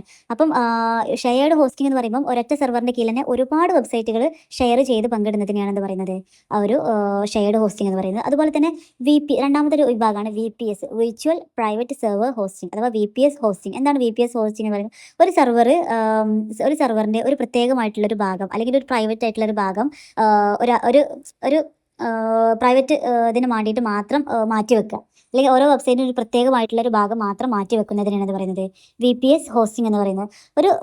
ഒരു സെർവർ എന്താണ് വെർച്വലായിട്ട് ഒരുപോലെ ഷെയർ ചെയ്ത് എല്ലാവർക്കും ഒരു പ്രത്യേക ഭാഗം നൽകുന്നതിനെയാണ് എന്ത് പറയുന്നത്. അഥവാ അവർക്കൊരു പ്രൈവറ്റ് ആയിട്ടുള്ളൊരു പ്രത്യേക ഭാഗം ഉണ്ടാവും. ഓരോ വെബ്സൈറ്റിനും പ്രൈവറ്റ് ആയിട്ടുള്ളൊരു പ്രത്യേക ഭാഗം ഉണ്ടാവും. അതിനെയാണ് എന്ത് പറയുന്നത് VPS അഥവാ വിർച്വൽ പ്രൈവറ്റ് സെർവർ ഹോസ്റ്റിംഗ് എന്ന് പറയുന്നത്. ഇതിന് ഒന്നുകൂടെ മറ്റേതിനെ അപേക്ഷിച്ച് ഒന്നുകൂടെ കൂടുതലായിട്ടുള്ള സ്പീഡും അതുപോലെ തന്നെ കൂടുതലായിട്ടുള്ള ഒരു കൺട്രോളും കാര്യങ്ങളൊക്കെ ഇതിന് കിട്ടും എന്നുള്ളതാണ്. അതുപോലെ മൂന്നാമത്തെ സംഭവമാണ് ഡെഡിക്കേറ്റഡ് ഹോസ്റ്റിംഗ് എന്ന് പറയുന്നത്. ഒരു മുഴുവൻ സെർവർ എന്താണ് ഒരൊറ്റ വെബ്സൈറ്റിന് മാത്രം ലഭിക്കുന്ന ഒരു ഇതിനാണ് എന്ത് പറയുന്നത് ഡെഡിക്കേറ്റഡ് ഹോസ്റ്റിംഗ്. ഞാൻ നേരത്തെ പറഞ്ഞ പോലെ. അപ്പം എന്താണ് ഇതിങ്ങനെ ഒരൊറ്റ സെർവർ മാത്രം, മറ്റേത് ഇതിന് ഒരുപാട് ആൾക്കാർ ഉപയോഗിക്കും, അത്രയും സ്പീഡ് കുറവായിരിക്കും, കൺട്രോൾ അത്രയും കുറവായിരിക്കും. പക്ഷേ ഇതൊരു ഒറ്റ ആൾ മാത്രം ഉപയോഗിക്കും എന്നാണ്, ഒരൊറ്റ കമ്പനി മാത്രം ഉപയോഗിക്കുമ്പോൾ അതിനെന്താണ് സ്പീഡ് കൂടുതലായിരിക്കും, അതിനൊന്നും കൂടെ സെക്യൂർ ആയിരിക്കും, ഭയങ്കര ഒരു പ്രകടനം കാഴ്ചവെക്കാനുള്ള ഒരു കഴിവ് ആർക്കുണ്ടാവും ആ ഒരു വെബ്സൈറ്റിനുണ്ട്. ആ ഒരു വെബ്സൈറ്റിന് ആ സെർവർ കൊടുക്കും എന്നുള്ളതാണ്. അതുപോലെ നാലാമത്തെ വിഭാഗമാണ് ക്ലൗഡ് ഹോസ്റ്റിംഗ് എന്ന് പറയുമ്പോൾ ഒന്നിലധികം വരുന്ന സെർവറുകൾ ഉപയോഗിച്ച് വെബ്സൈറ്റ്, അത് ഒറ്റ സെർവറിലൊന്നല്ല വെബ്സൈറ്റ്. ചില വെബ്സൈറ്റുകൾ എന്താണ് ഒരൊറ്റ സെർവറിൽ മാത്രം ഒതുങ്ങില്ല, ഒരുപാട് സെർവറുകൾ തന്നെ വേണ്ടി വരും ആ ഒരു വെബ്സൈറ്റ് പ്രവർത്തിക്കാൻ. അപ്പം ഇതെന്താണ് ഒന്നുകൂടെ കൂടുതൽ സെക്യൂർ ആവാണ്. അതാണ് പറയുന്നത് കൂടുതലും ഒരു വിശ്വാസ്യം അതുപോലെ തന്നെ ഒരു സ്കേലബിലിറ്റി ഒക്കെ നമുക്ക് അതിലൂടെ കിട്ടും എന്നുള്ളതാണ്. ദെൻ അഞ്ചാമത് പറയുന്നതാണ് റീസെല്ലർ ഹോസ്റ്റിംഗ് എന്ന് പറയുമ്പോൾ ഹോസ്റ്റിംഗ് വാങ്ങി മറ്റുള്ളവർക്ക് വീണ്ടും സെല്ല് ചെയ്യാൻ വേണ്ടിയിട്ട് ഉപയോഗിക്കുന്ന ഒരു സർവീസ്, അതിനെയാണ് പറയുന്നത്. അഥവാ ഹോസ്റ്റിംഗ് നമ്മൾ ഇങ്ങനത്തെ ഒരു സെർവറിൽ നിന്ന് അത് ഹോസ്റ്റ് ചെയ്യാനുള്ള ഒരു ഇത് നമ്മൾ അതിന് വാങ്ങുക, എന്നിട്ട് വേറെ ആർക്കെങ്കിലും ആ ഒരു ഹോസ്റ്റിംഗ് പ്ലേസ് നമ്മൾ അത് കൊടുക്കുക, അതിനെയാണെന്ന് പറയുമ്പോൾ ഈ ഒരു വെബ്സൈറ്റ് ഹോസ്റ്റിംഗ് എന്താണെന്നുള്ളത് മനസ്സിലായില്ല. നമ്മുടെ ഈ ഇൻഫർമേഷനും ഡാറ്റകളും കാര്യങ്ങളൊക്കെ സൂക്ഷിച്ച് വെക്കാനുള്ള സ്ഥലം ആയിട്ടാണ് വെബ്സൈറ്റ് ഹോസ്റ്റിംഗ് എന്ന് പറയുന്നത്. അതിന് വെക്കുന്ന സ്ഥലമാണ് ഈ ഒരു വെബ്സൈറ്റ് ഹോസ്റ്റിംഗ് എന്ന് പറയുന്നത്. ഒരു വെബ്സൈറ്റ് ഹോസ്റ്റിംഗ് തന്നെ പലതരത്തിൽ ഉപയോഗിക്കാം. ഷെയർഡ് ആയിട്ട് ഉപയോഗിക്കാം, അല്ലെങ്കിൽ ഒരു പ്രൈവറ്റ് ആയിട്ട് ഉപയോഗിക്കാം, അല്ലെങ്കിൽ ഒരു ഒറ്റത് മുഴുവനായിട്ടും അങ്ങനെ ഉപയോഗിക്കാം. അതുപോലെ തന്നെ ഒരുപാട് സെർവറുകൾ കൂട്ടിക്കാണ്ട് അങ്ങനെ ഉപയോഗിക്കാം, അല്ലെങ്കിൽ എന്താണ് ഒരു ഭാഗം മാത്രം വാങ്ങി അത് മറ്റുള്ളവർക്ക് വിൽക്കാൻ വേണ്ടിയിട്ട് ഉപയോഗിക്കാം. അപ്പോൾ ഈ ഒരു രീതിയിലൊക്കെ അത് ഉപയോഗിക്കാം എന്നുള്ളതാണ് കേട്ടോ പറയുന്നത്. ഇത് ലാസ്റ്റ് ആയിട്ട് പറയുന്നത് ഇ-ടെയിലിങ്ങിനെ കുറിച്ചിട്ട്, അതിൻ്റെ ഫീച്ചേഴ്സും റീറ്റെയിലേഴ്സിനും അതുപോലെ തന്നെ ബയേഴ്സിനെ കുറിച്ചിട്ടാണ് പറയുന്നത് കേട്ടോ. അപ്പം എന്താണ് ഇ-ടെയിലിംഗ് എന്ന് പറയുന്നത്? ഇ-ടെയിലിംഗ് എന്ന് പറയുന്നത് ഇലക്ട്രോണിക് ആയിട്ടുള്ള റീറ്റെയിലിംഗ് ആണ്. അഥവാ നമ്മൾ എന്താണ് ഇന്റർനെറ്റ് വഴി എന്താണ് നമ്മൾ കസ്റ്റമേഴ്സിന് സാധനങ്ങളും സേവനങ്ങളൊക്കെ കൊടുക്കുന്ന ആ ഒരു പ്രോസസ്സിനെയാണ് എന്ത് പറയുന്നത് ഇലക്ട്രോണിക് റീറ്റെയിലിംഗ് എന്നതുകൊണ്ട് ഉദ്ദേശിക്കുന്നത്. ഇപ്പം നമുക്കറിയാം ഫ്ലിപ്കാർട്ട് അതുപോലെ ആമസോൺ തുടങ്ങിയിട്ടുള്ള സംഭവങ്ങളൊക്കെ ഉണ്ടല്ലോ, അതങ്ങോട്ട് മനസ്സിൽ വിചാരിച്ച് വെക്കുക. അപ്പം അവരുടെ ഫീച്ചേഴ്സ് എന്ന് പറയുമ്പോൾ ഓൺലൈൻ ആയിട്ടുള്ള ഷോപ്പിംഗ് ആണല്ലേ, അതുപോലെ തന്നെ വൈഡ് ആയിട്ടുള്ള പ്രൊഡക്റ്റ് റേഞ്ച് അവരുടെ അടുത്തുണ്ടാവും. നമുക്ക് പേയ്മെൻറ്റ് ചെയ്യാനൊക്കെ എന്താണ് ഈസി ആയിട്ടുള്ള മെത്തേഡുകൾ ഉണ്ടാവും. അതുപോലെ തന്നെ ഹോം ഡെലിവറി അവൈലബിൾ ആണ്, 24/7 നമുക്ക് സംഭവം അവൈലബിൾ ആയിട്ട് ഉണ്ടായിരിക്കും. അതുപോലെ തന്നെ ഓർഡർ നമുക്ക് ട്രാക്ക് ചെയ്യാൻ പറ്റും, ഈ സാധനം എവിടെ എത്തി എന്നുള്ളത് നമുക്ക് തന്നെ ട്രാക്ക് ചെയ്യാൻ പറ്റും എന്നുള്ളതാണ്. അപ്പം ഇതൊക്കെയാണ് ഈ റീറ്റെയിലിങ്ങിൻ്റെ ഏറ്റവും വലിയൊരു പ്രത്യേകത എന്ന് പറയുമ്പം ഇതിന് റീറ്റെയിലേഴ്സിന് അഡ്വാൻറ്റേജസ് ഉണ്ടാവും, അതുപോലെ തന്നെ ഡിസ്അഡ്വാൻറ്റേജസ്. റീറ്റെയിലേഴ്സ് എന്ന് പറയുമ്പോൾ ആരാണ്? ഇപ്പോൾ ഫ്ലിപ്കാർട്ട് ആണെങ്കിൽ ഫ്ലിപ്കാർട്ടാണ് റീറ്റെയിലേഴ്സ്, നമ്മൾ ബയ്യേഴ്സും ആണ്. അപ്പോൾ നമ്മൾ എന്തെങ്കിലും സാധനം വാങ്ങുമ്പോൾ അല്ലെങ്കിൽ നമ്മൾ അതിൽ നിന്ന് വാങ്ങുമ്പോൾ നമ്മൾ ബയ്യേഴ്സായി മാറി. അപ്പം അവർ തരുന്ന ആരായിരിക്കും റീറ്റെയിലേഴ്സ് ആയിട്ട് മാറിക്കും. അവരുടെ അഡ്വാൻറ്റേജസ് എന്ന് പറയുമ്പോൾ എന്താണ് reaches customers across the world. ഈ ഒരു ലോകത്തിൻ്റെ പല ഭാഗത്തിൽ നിന്നും അവർക്ക് എന്ത് ചെയ്യും കസ്റ്റമേഴ്സിന് ഉണ്ടാക്കാൻ പറ്റും. അതുപോലെ തന്നെ ലോവർ ആയിട്ടുള്ള ഓപ്പറേഷൻ കോസ്റ്റ് മാത്രമാണ് ഉണ്ടാവുക. അതുപോലെ 24/7 അത് ലഭ്യമാവുന്നുള്ളതാണ്. അതുപോലെ തന്നെ ഹയർ ആയിട്ടുള്ള സെയിൽസ് ഓപ്പർച്യൂണിറ്റീസ് ഒക്കെ ഉണ്ടാവും എന്നുള്ളതാണ്. അതുപോലെ ബെറ്റർ ആയിട്ടുള്ള ഇൻവെൻറ്ററി അതുപോലെ ഓർഡർ മാനേജ്മെന്റ് ഒക്കെ ഉണ്ട് എന്നുള്ളതാണ് അതിൻ്റെ അവരുടെ ഒരു പ്ലസ് പോയിന്റ് എന്ന് പറയുന്നത്. പക്ഷേ അവർക്കും ഉണ്ട് ഡിസ്അഡ്വാൻറ്റേജസ്. അഥവാ ഹൈ ആയിട്ട് കോമ്പറ്റീഷൻ നടക്കുന്ന സംഭവമാണ് ഈ ഒരു ഓൺലൈൻ മാർക്കറ്റ് എന്ന് പറയുന്നത്. അതുപോലെ തന്നെ സൈബർ സെക്യൂരിറ്റിൻ്റെ ഒരു പ്രശ്നങ്ങൾ, ഫ്രോഡ് ആയിട്ടുള്ള റിസ്കുകളൊക്കെ കാര്യങ്ങളൊക്കെ ഉണ്ടാവുമെന്നാണ്. അതൊക്കെ അവരെ കൂടുതലായിട്ടും നെഗറ്റീവായിട്ട് അവരെ ബാധിക്കുന്നുണ്ട്. അതുപോലെ തന്നെ നമ്മൾ ഇൻ്റർനെറ്റ് ഇല്ലാഞ്ഞാൽ ഈ ഒരു സംഭവങ്ങളൊന്നും നടക്കില്ല. അപ്പോൾ ഇൻ്റർനെറ്റിനെയും അതുപോലെ തന്നെ ടെക്നോളജിനെയും കൂടുതലായിട്ട് ഡിപ്പെൻഡ് ചെയ്യേണ്ടി വരും എന്നൊക്കെ ഉള്ളതാണ് ഇതിൻ്റെയൊക്കെ ഒരു ഏറ്റവും വലിയൊരു പ്രശ്നം എന്ന് പറയുന്നത്. അപ്പം അതുപോലെ തന്നെ ഈ ഒരു പ്രൊഡക്റ്റ് റിട്ടേൺ ചെയ്യുക അല്ലെങ്കിൽ റീഫണ്ട് ചെയ്യുക ഒക്കെ ചെയ്യുമ്പം അതൊക്കെ എന്താണ് റീറ്റെയിലേഴ്സിനെ സംബന്ധിച്ച് അവർക്ക് അതൊക്കെ ഭയങ്കര ഇപ്പം നമ്മൾ ഇങ്ങോട്ട് ഷിപ്പ് ചെയ്ത സംഭവം തിരിച്ച് അങ്ങോട്ട് നമ്മൾ ഇത് റീഫണ്ട് കൊടുക്കുകയാണെങ്കിൽ അതല്ലെങ്കിൽ അത് റിട്ടേൺ കൊടുക്കുകയാണെങ്കിൽ നമുക്കൊന്ന് ബയേഴ്സ് എന്ന നിലയ്ക്ക് നമുക്കൊന്നും നഷ്ടം വരാല്ല. പക്ഷേ ആ ഒരു നഷ്ടം അവർക്ക് വരൂലേ? കാരണം അതിൻ്റെ ഷിപ്പിംഗ് ചാർജ്, തിരിച്ച് റിട്ടേൺ എടുത്ത് അത് വേറെയുള്ളവർക്ക് കൊടുക്കുമ്പോൾ അതിലുള്ളൊരു ചാർജ്, അപ്പം ഒരുപാട് ചാർജുകൾ അതിലൂടെ വരുന്നുണ്ട്. അപ്പം ഇങ്ങനത്തെ പ്രശ്നങ്ങളൊക്കെ ഒരു റീറ്റെയിലേഴ്സ് എന്നുള്ള രീതിയിൽ അവർക്ക് അഡ്വാൻറ്റേജസ് ഉണ്ട്, അതുപോലെ തന്നെ ഡിസ്അഡ്വാൻറ്റേജസും ഉണ്ട് എന്നുള്ളതാണ്. അതുപോലെ ഒരു ബയേഴ്സ് എന്നുള്ള നിലയിൽ നമുക്കെന്താണ് നമ്മളൊരു ലോകത്തിൻ്റെ ഏത് കോണിൽ നിന്നും ഏത് സമയത്തും നമുക്ക് അത് വാങ്ങാൻ പറ്റും എന്നുള്ളൊരു അഡ്വാൻറ്റേജ്. അതുപോലെ തന്നെ നമ്മുടെ സമയം, അതുപോലെ തന്നെ ആ ഒരു ചിലവ് നമുക്ക് കുറക്കാൻ പറ്റും. കാരണം ഓൺലൈനായിട്ട് വാങ്ങുമ്പോൾ നമ്മൾ അതിനൊന്നും പോയി നമ്മുടെ അതിനൊന്നും പോയിട്ടുള്ളൊരു ക്യാഷ് മുടക്കേണ്ട ആവശ്യം നമുക്കില്ല. അതുപോലെ തന്നെ നമുക്കെന്താണ് കൂടുതലായിട്ടും പ്രൊഡക്റ്റുകൾ തമ്മിൽ അങ്ങോട്ടും ഇങ്ങോട്ടും കമ്പാരിസൺ നടത്താൻ പറ്റും. അതുപോലെ തന്നെ അതിൻ്റെ വിലയെ കുറിച്ചിട്ട് നോക്കാൻ പറ്റും. നമുക്ക് എന്താണോ ഇഷ്ടം, നമ്മുടെ ഒരു പേഴ്സണലായിട്ടുള്ള സംഭവങ്ങൾ നമുക്ക് കൂടുതലായിട്ട് അതിൽ നിന്ന് കിട്ടും. നമുക്ക് ഉപയോഗിക്കാൻ ഒന്നുകൂടെ കൺവീനിയൻ്റ് ആണ്. അതുപോലെ തന്നെ ഹോം ഡെലിവറിയും അവൈലബിൾ ആണ്. നമ്മൾ അങ്ങോട്ടൊന്നും പോയി ബുദ്ധിമുട്ടേണ്ട ആവശ്യമില്ല. സാധനങ്ങൾ നമ്മുടെ വാതിൽക്കൽ ഇങ്ങോട്ടേക്ക് എത്തും. അതുപോലെ തന്നെ അതിൻ്റെ ഒരു ഡിസ്അഡ്വാൻറ്റേജസ് എന്ന് പറയുമ്പോൾ എന്താണ്, നമുക്ക് അത് ഫിസിക്കലായിട്ട് ആ ഒരു സംഭവം കാണാനോ തൊടാനോ ഒന്നും പറ്റുന്നില്ല അല്ലേ? അതുപോലെ തന്നെ നമ്മൾ ക്യാഷ് പേയ്മെൻറ്റ് ചെയ്താൽ ഒരുപാട് ഓൺലൈനായിട്ട് ഒരുപാട് തട്ടിപ്പുകളും അതുപോലെ തന്നെ ഒരുപാട് ക്രൈമുകൾ നടക്കുന്ന ഒരു കാലഘട്ടമാണ്. അപ്പം അങ്ങനത്തെ ഒരു പ്രശ്നങ്ങൾ ഉണ്ടാകും. അതുപോലെ തന്നെ ഫേക്ക് ആയിട്ടുള്ള വെബ്സൈറ്റുകളില്ലേ, ചില വെബ്സൈറ്റുകളൊക്കെ എന്താണ് ഫേക്ക് ആയിട്ട് നമ്മൾ ഓർഡർ ചെയ്യുന്ന സാധനങ്ങളൊന്നും ആയിരിക്കില്ല തിരിച്ച് വരിക. പഴയ എന്തെങ്കിലും സാധനം തരും, നമ്മുടെ ക്യാഷ് അങ്ങോട്ട് പോയി കിട്ടും ചെയ്യും. അപ്പോൾ അങ്ങനത്തെ ഒരുപാട് വെബ്സൈറ്റുകളുണ്ട്. അതുപോലെ തന്നെ ഡെലിവറി ഡിലേ ആവാനും ചാൻസ്. അപ്പോൾ ഡിലേ അല്ലെങ്കിൽ പോലും നമുക്ക് ചിലപ്പോൾ എന്താണ് 3 4 അല്ലെങ്കിൽ ഒരാഴ്ചയോ അല്ലെങ്കിൽ 1.5 ആഴ്ച കഴിഞ്ഞിട്ടായിരിക്കും നമുക്ക് സാധനം കിട്ടുക. അപ്പം അത്രയും കാലം നമ്മളത് വെയിറ്റ് ചെയ്യേണ്ടി വരും. അപ്പം ഇതൊക്കെ ഒരു പ്രശ്നമാണല്ലേ? അതുപോലെ തന്നെ നമുക്കത് ഇഷ്ടപ്പെട്ടില്ലെങ്കിൽ റിട്ടേൺ ചെയ്യേണ്ടി വരും. അത് വീണ്ടും നമ്മുടെ ഒരുപാട് സമയം അങ്ങനെയും പോകും. അപ്പം എന്താണ് ഒരുപാട് ടൈം എടുക്കും എന്നൊക്കെ ഉള്ളത് ഇതിൻ്റെയൊക്കെ ഏറ്റവും വലിയൊരു നെഗറ്റീവാണ്. അപ്പം ഈ ഒരു സംഭവങ്ങൾ ഞാൻ പറഞ്ഞാലോ, ഇതൊരു കൊമേഴ്സിൻ്റെ ഗുഡ് ബാഡ് എന്നുള്ള സംഭവം ചോദിച്ചാലും എഴുതാം. അതുപോലെ തന്നെ ഈ ഒരു റീറ്റെയിലിങ്ങിൻ്റെ ചോദിച്ചാലും നമുക്കത് എഴുതാൻ പറ്റും എന്നുള്ളതാണ് കേട്ടോ ഇതിൻ്റെയൊക്കെ ഒരു പ്രത്യേകത. അങ്ങോട്ടും ഇങ്ങോട്ടും ഫുള്ളി കണക്റ്റഡ് ആണ് ഈ സംഭവങ്ങളൊക്കെ. സോ അതാണ് നമ്മൾ ഈ ഒരു ഇന്നത്തെ ഒരു ഇതിൽ കഴിയുകയാണെങ്കിൽ ഞാൻ രണ്ടാമത്തെ പാർട്ടും കൂടെ അപ്ലോഡ് ചെയ്യും. വേറെ ക്വസ്റ്റ്യൻസും ആൻസേഴ്സും പറഞ്ഞിട്ടുള്ള കൂടെ അപ്ലോഡ് ചെയ്യും. എല്ലാവരും നിങ്ങൾ ഇഷ്ടപ്പെടുകയാണെങ്കിൽ എന്തായാലും ലൈക്ക് ചെയ്യുക, അതുപോലെ തന്നെ സബ്സ്ക്രൈബ് ചെയ്യുക, നമ്മളെ സപ്പോർട്ട് ചെയ്യുക കേട്ടോ.